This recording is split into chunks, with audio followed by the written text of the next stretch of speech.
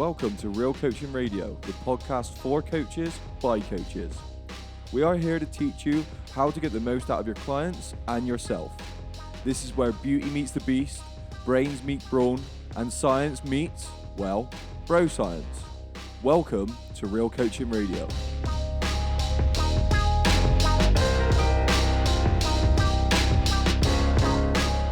Welcome to today's episode of the podcast. Today, me and Mark, we go into a quick little question around, do you need further education to be successful in the fitness industry? There are people in this industry, like we said before, with PhDs, there are doctors, there are people with a lot of information. And what actually makes a successful coach? What makes a good coach? What gives you success in this industry? Ultimately, it's defined by your definition of success. And we kind of have a little conversation around what we think around this topic. So hopefully you enjoy that. If you have any input, please get in contact with us. Contact with us on Instagram. But without any further ado, let's get on with the episode.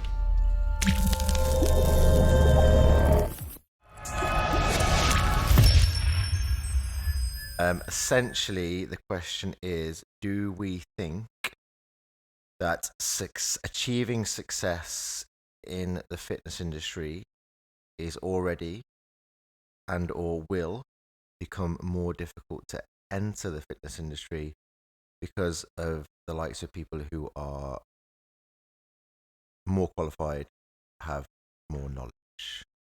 So essentially, does higher education play a role in this fitness industry? Yeah. Are you going to need more than just, I guess, a PT qualification Well, to achieve success? I just think if it is, it depends on what role. So if it is when it comes to PT, I think if you're asking that question when in regards to do you have to have a higher qualification when it comes to PT? I mean, technically no. When it comes to the level, like you said it before, the barrier to entry to this industry is really quite low. Mm-hmm. So you don't necessarily need to have higher education to become a PT. But to become a successful PT, I don't think you necessarily need to have higher education, but you certainly need to have a higher level of knowledge, in my opinion. Yeah, I'd agree.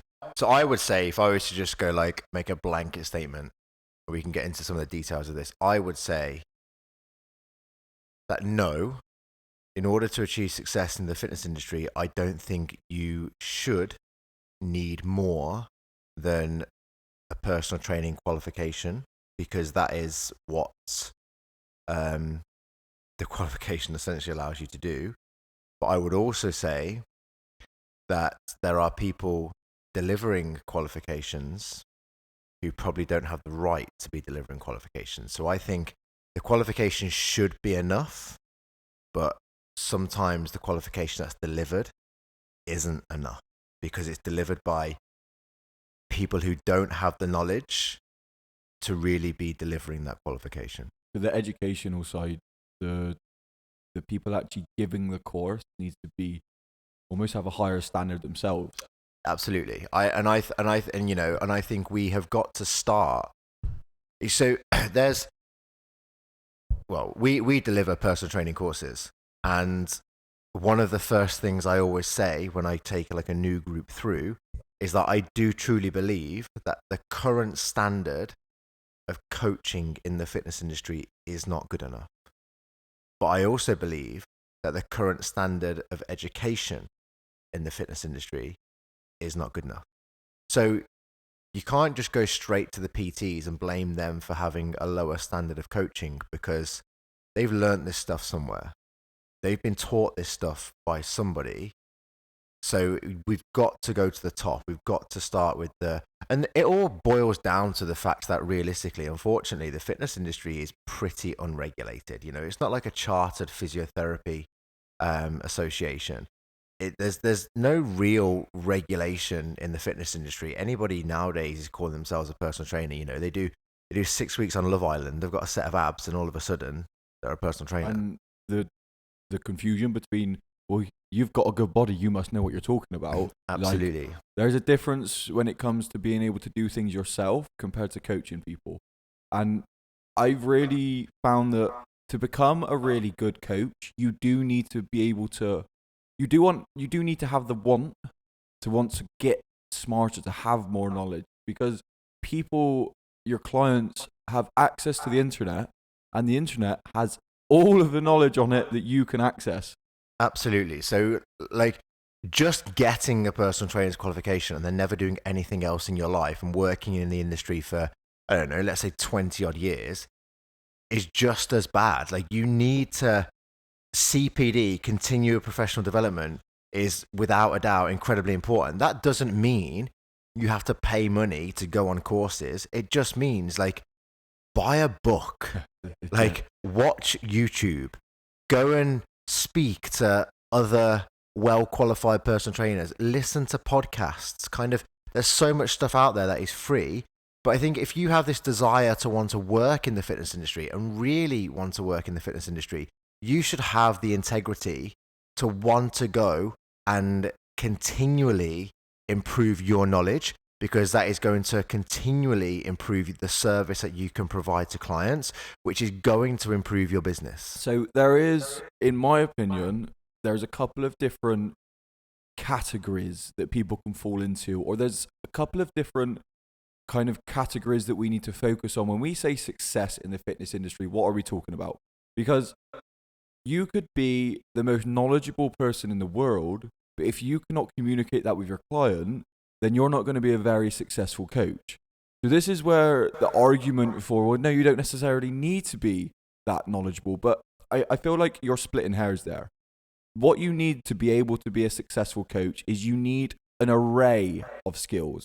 Not only do you need to be, like, extremely knowledgeable in your field, and, like, we've said this before, the health and fitness, it's such a broad and wide, so many different categories, and they're so deep, each of these categories, but you need to be able to understand truly the stuff that you're delivering. So you don't necessarily need to have a PhD in nutrition and understand what happens, like, to the minute detail, but you need to have enough knowledge to be able to help the person you're dealing with. So success in the industry, in my opinion, comes from your credibility as a coach to understand the amount of knowledge you do have and to stay in your lane. Like, you need to be able to, there's no point in trying to help someone with something that you have no knowledge about. Absolutely.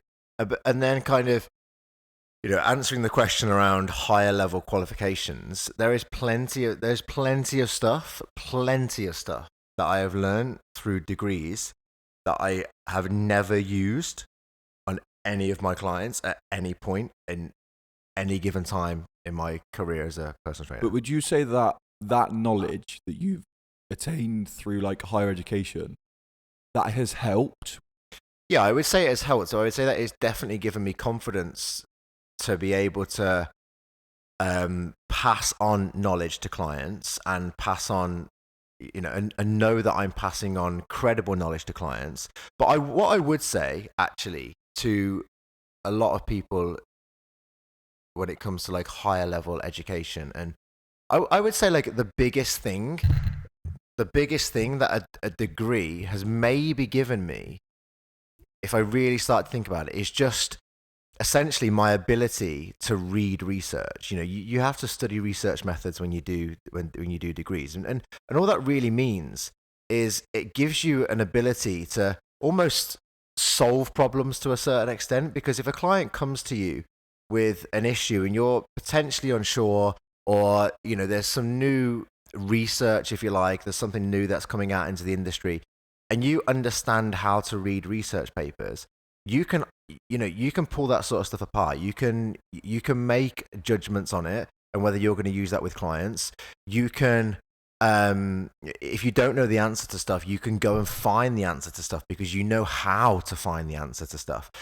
So you have this ability to solve a problem rather than necessarily having the actual knowledge right there. So, I think you could do very, very well if you did a personal training qualification, continue to upskill yourself, and you can literally find this stuff on YouTube for free. Like, understand how to read research. Your brother sent me a really good link, which I will put in the show notes for this. which basically explains how to read research and what each thing means, because it can be really confusing. Like, what's a p-value? Do you know what I mean? Like, if you've never done anything like that.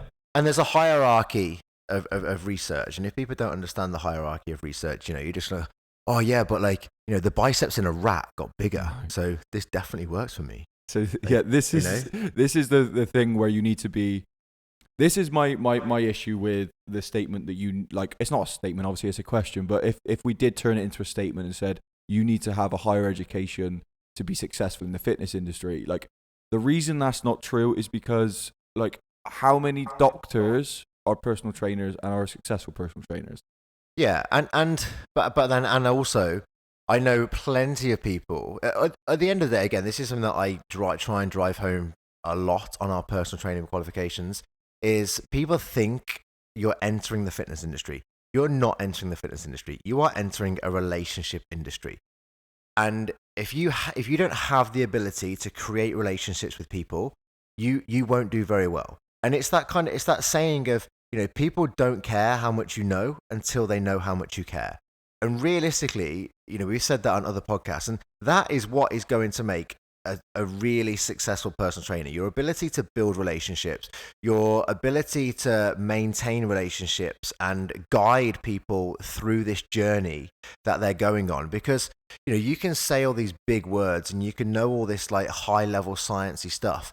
But if you can't break that down and you can't communicate that to a client on a level that's even that they need to understand, or do they even need to understand it at that given time in their journey, all of that knowledge that you have is completely and utterly useless. I've had a number of lecturers in my life who I've looked at and gone, your brain is incredible, but I can guarantee you would be a terrible personal trainer, because when we talk, you look at my feet. Like you have this inability to make eye contact. Like, you're so socially awkward. You can't talk to people. You can't communicate with people. You're not going to be a good personal trainer. And so the open-mindedness, because like I say open-mindedness, but being able to communicate is really, really important. Like, and some communicators of this make it really difficult, can make health and fitness really difficult and really confusing. And there are people that My kind of thoughts with it is, if people start to use really big words and don't explain to you what those big words mean as you're going through it, like if for example they say like, oh, so we're going to do hip flexion, for example, and they don't tell you exactly what that hip flexion means, like they may say it because it's in their brain and they haven't actually changed it around. They haven't kind of translated it to the client kind of language. Then if they don't go on to explain that, I feel like they're just trying to show you how much knowledge they've got. And that, for me, it makes me laugh, because I'm like, why would you? You're there to help someone. You're there to really try and coach someone. Why would you try and sound smart? Like, no one really cares. The difference is like when it says like knowledge, you could have whatever knowledge you want, but if you don't have the knowledge that client needs, then you're not that smart. You don't have the knowledge. No, yeah. And I think generally people kind of like use terminology like that in that scenario, whereas they're trying to make themselves sound clever, or they actually don't understand it themselves. So they're just like, if I say words that are big enough, they'll just believe me. Exactly. And you can. My biggest advice is just be honest with what you don't know. If you are a personal trainer who doesn't have, like, for example, like I'm Mark Sahu, have you got a master's? Yeah. You got a master's in strength and conditioning. So Mark's got a master's in strength and conditioning. I have my level 3 personal training qualification, right? So we are at either ends of this spectrum almost. Now, my biggest thing is when someone comes up to me and they ask me kind of, what does it mean when my VO2 max says this? And I turn around and say, I have no idea. I will find out for you. Because if I turn around and try to like blag my way through it, at some point, like two things are going to happen. Either they're going to research it themselves and realize what I've said is a load of rubbish, so I'm automatically not credible, or I will have to then go and look it up and try to see if what I said was correct, and then come back and go, oh no, it wasn't correct. Whereas if you start out from the start and go, honestly, I don't know, that's not like understanding your strengths, that's not what I'm strong in, I don't know what that means, the cardiovascular system is not my strength here, and I go away and I research it and I come back or I send them information, this is what I found, does this help you? Like they're going to think you're more credible because you're being completely honest. Like people think that if you show your weaknesses, you're weak. But in that scenario, you're actually, think of like relationships with clients as a trust bank account. And every single time you kind of lie to that person, you make a withdrawal from this trust bank account. And when that hits zero, that person no longer trusts you. Whereas when it comes to this person asking you that question and you're honest with them, you're actually putting deposits into this bank account and you're starting to build up this trust. So no, the client may walk away and think, oh, he didn't know that. But more likely is the client's walking away going, he's honest and I can trust that person. Yep. And this is personal training. This is something where people really do look to us and almost kind of tell us anything in the gym. Yeah, I mean, like you almost end up as a counselor. So trust is vital during this. Absolutely. You get told stuff that some people don't even tell, like some of their closest friends. Honestly, so higher education. What would you say then, Mark? We've said that you get the PT course and then you learn how to read research. What else would you say that would like continue to help someone on the journey in their career? Like, is there anything they could do to help them? Because in my opinion, the first thing that comes to mind is find a good mentor. Yeah, I that would be kind of my go-to really. It's kind of, if you're really new to it, you probably haven't figured out potentially what, you know, as you said earlier, this industry is so broad. There's so many different aspects to it. And you might end up wanting to specialize in, I don't know, like just primarily strength training as an example, or specialize in cardiovascular fitness and physiology. So, but if you're quite new to it, you might not know what that is yet. And that's fine. You know, your career is going to evolve over time, and as it should. But I would absolutely say, definitely get a mentor. Whether that be an in-person mentor that you're either paying for a service for them to mentor you, or you're working in a facility that has people who are more experienced than you and you're able to learn and grow from those people. Or, you know, so many people put out information on social media nowadays. Kind of follow some credible people that are going to allow you to grow yourself. I don't think that having higher levels of education is necessarily a deal breaker for you to be successful in the fitness industry, but I do think that your ability to want to continue to learn in some capacity is a bit of a deal breaker. And that doesn't mean that you have to spend thousands of pounds to going to university. It just means that you have a level of passion where you are wanting to make your service continually better, and you are willing to invest in some way, shape or form, whether that be a financial investment or a time investment, to make yourself better and make yourself grow.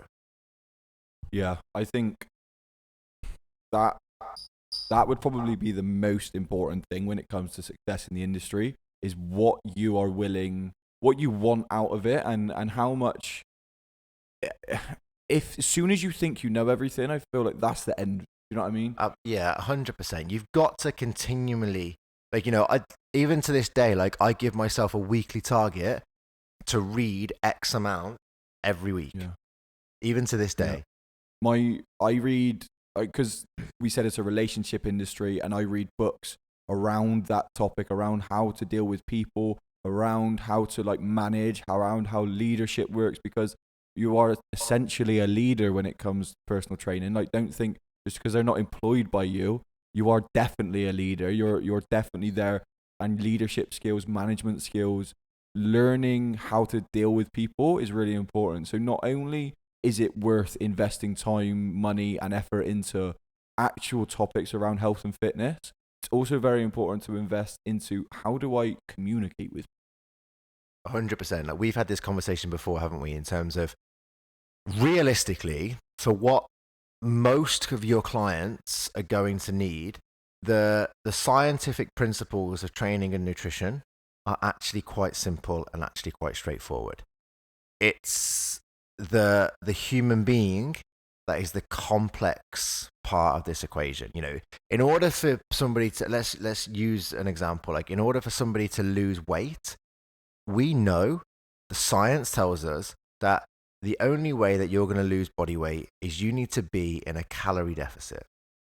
So the challenge. So then, why don't loads of people lose weight?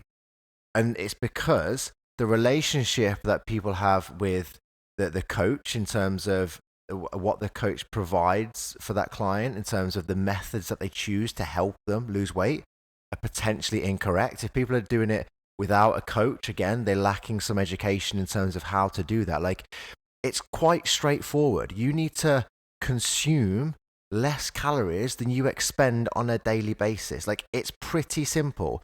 Most people have to deal with this equation one way or another at some point in their life, in another scenario, via money. Like, you know, if you spend more money than you earn, you're going to end up broke pretty quickly, right? At some point, you know, some people are going to grasp that concept. It's the same concept, but people just still really struggle with it. Now, and I understand people struggle with money and they're in debt and whatever, this, that, and the other, but, you know, you get my point. So it's not the scientific principle that is really the complex issue. It's your ability, as you said, to communicate that with your client, and the relationship that you build with your client to choose an appropriate method to fit the level of complexity that is the human being. Yeah. And that's the success that we are talking about. We are talking about a credible coach. We are talking about being a successful, credible coach. Now, if you are thinking like money-wise, if you're thinking successful money-wise, then, well, you need to be a really good salesman. But if you are a really good salesman with no knowledge behind you about fitness, about health, about communication, you aren't actually going to get anywhere, because you're not selling, or at least you're not providing the product that you are, so say, selling. So being a good salesman does come into this, knowing how to market, how to sell, how to communicate, some of the most important things. So do we have any takeaways? Is there anything you would say to finish this? Like, is there any kind of, no, you don't necessarily need to, but these are the things to think about? What would they be? Yeah. So again, it's like, it would be, for me, it would be, first of all, it would be like, you need, I truly think you need a level of passion that is strong enough to do well in this industry. It's a hard industry. It is an industry where you're working unsociable hours.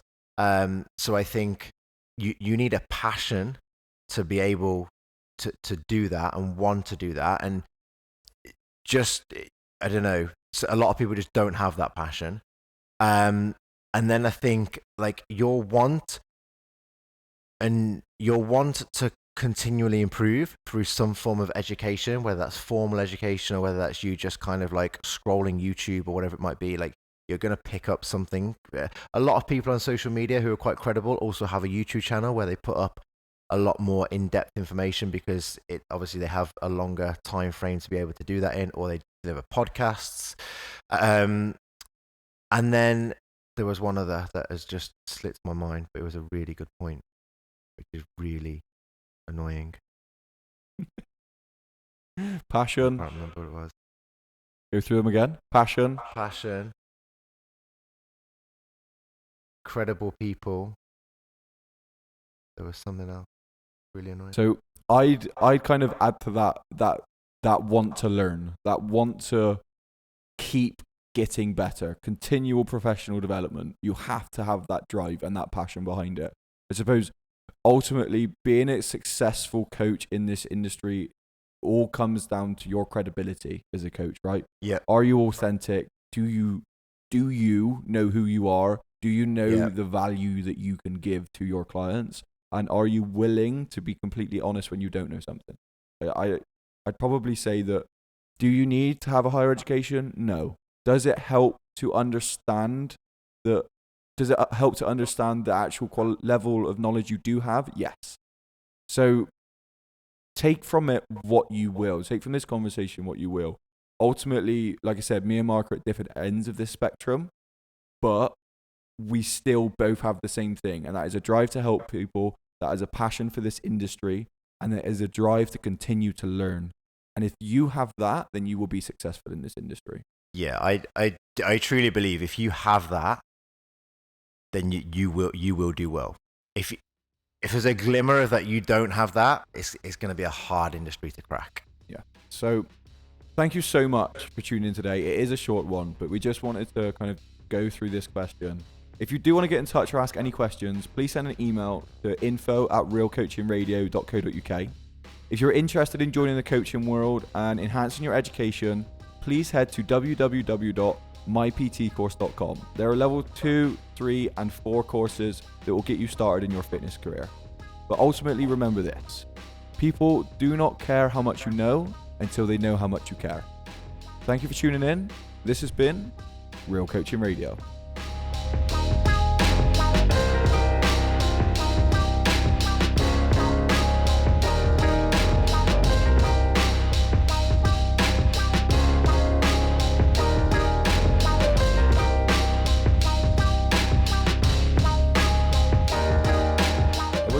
Said this one was short.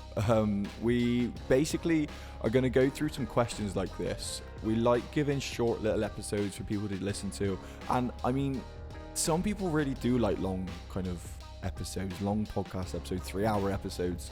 Kind of let us know what you prefer. For me, I like being able to listen to something and really get some information out of it, and maybe cutting these down into topics which are easily consumable by making them kind of less than 45 minutes will be a little bit better for you guys. But also at the same time, if you prefer long form episodes, please let us know. Over the next coming months, we are going to continue to podcast. We are going to continue to explore different questions, different topics. And if you do have any input on today's kind of show, if you have any kind of thoughts around this topic, then please email in info@realcoachingradio.co.uk and ask any other questions in the future, because the one thing around fitness is there's so many different topics and there's so many different kind of nuances that go into it. There's so many different caveats and people specialize in so many different ways. So there is a lot to talk about. But what we want to try to do is make it easily consumable for coaches and for clients. That whole thing of think coach, speak client. Hopefully we are giving you the translation kind of between those two, because sometimes there's a hard wall, but we want to make it kind of translucent, transparent. We want to be able to cross that boundary from client to coach in a very easy manner. So hopefully these conversations, these questions, these tips that we're giving you, these thought-provoking topics will help you in your own kind of coaching practice. But thank you once again for tuning in. This has been Real Coaching Radio.